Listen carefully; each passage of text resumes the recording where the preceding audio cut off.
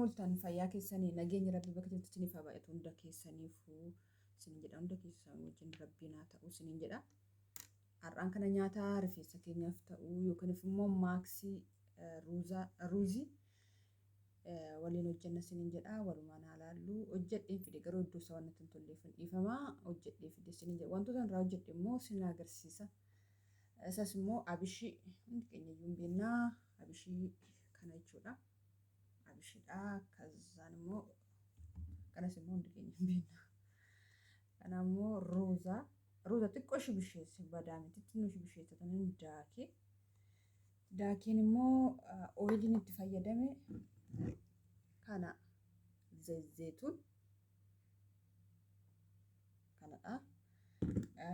Silan barbaadan amlaanis ni ta'a amlaanis bareeda miicachuudhaaf waan ta'eef jechuudha. Kana akkasitti daakadhee fidadhe jedhe maaksisaati kuni. Hoggaan hiriyaa kootiif rifeensa isheetti dibu waliin laallaa isiniin jedha. Taala saada. Saada ta'ali.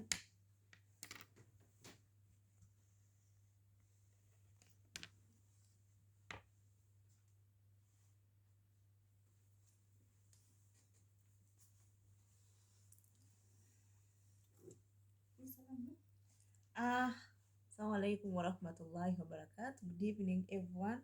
I hope everyone is fine. Don't forget to subscribe on this YouTube channel, comment, like, share. Thank you.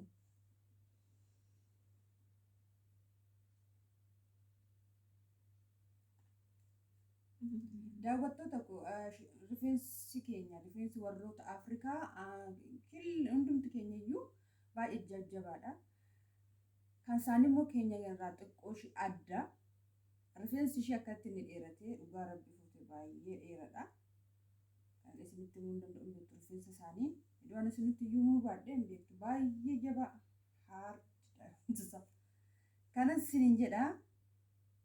Kan keenya irra immoo xiqqoo ishee ni jabaata jechuudha barbaadan keenya sinuma jira garuu keenya immoo rifeensa Afrikaa baay'ee.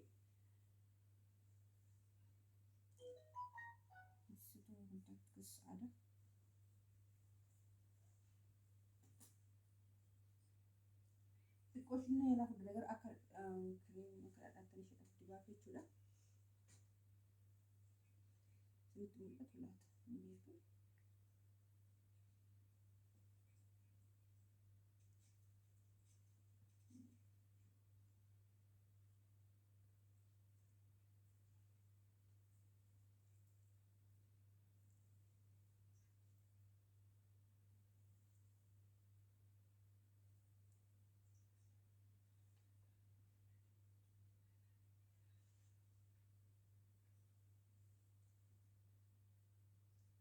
Ruuzni baay'ee gaariidha. Bishaan sarara moodoo akkasitti goone murra bareeda. Nyaata rifeensa keenya nyaata gaarii irraa argina.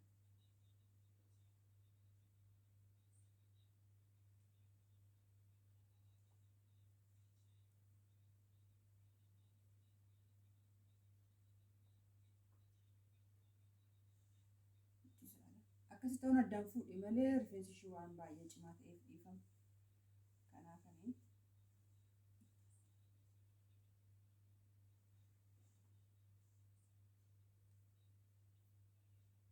ruuzni baay'ee gaariidha.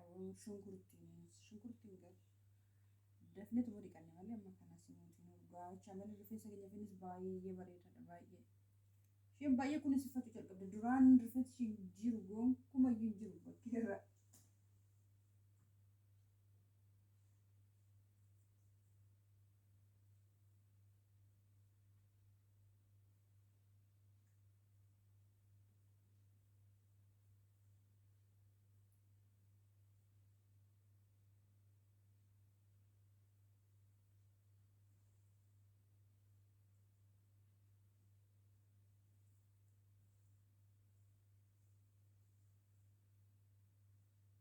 Zayzeetuun ooyil amlaanis baay'ee gaariidha.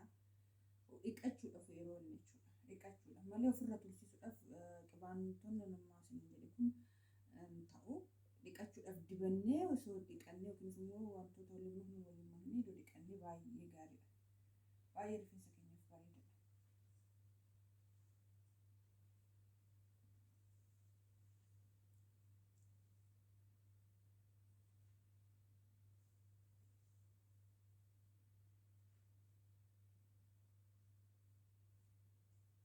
Isinis yaaladha. Yaasaa kun ta'a.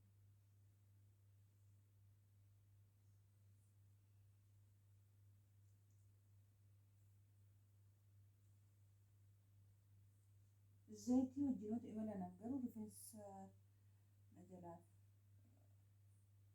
jabeessa garuu hin beeku isiniif jechuudha. Hundi keenya garaagarummaa hin qabnu biftisaadha heddi.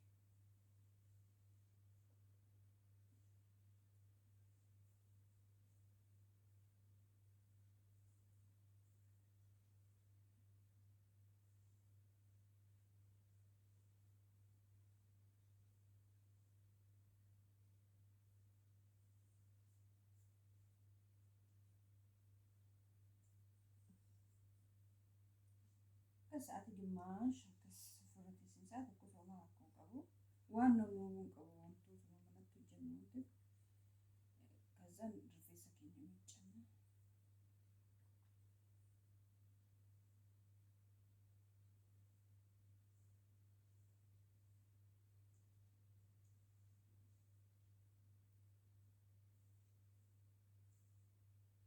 Rifeensa keenyas baay'ee qabbaneessa dhugaa rifeensa keenya joontaan nuyyachuu barbaadan rifeensa bichaa osoo hin taane buqqee rifeensa keenya mataa keenya baay'ee gaariidha. Saadawwan haala. Where's the other? Where is this one? Wait.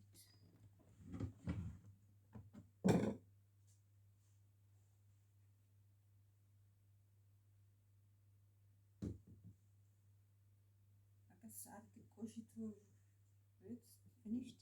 Yeah.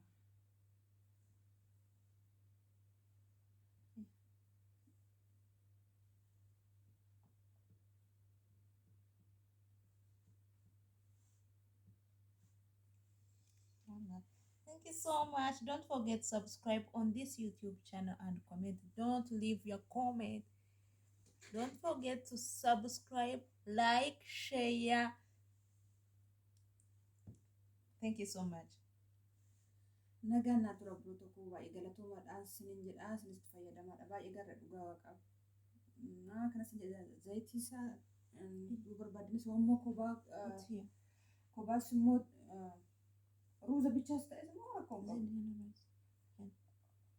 Bahatti zayitii bichaas yoo ta'e immoo rakkoo qabu. Immoo yommuu qibata wajjinis ta'e baay'ee gaariidha garuu qibata wajjin natti tolaafan.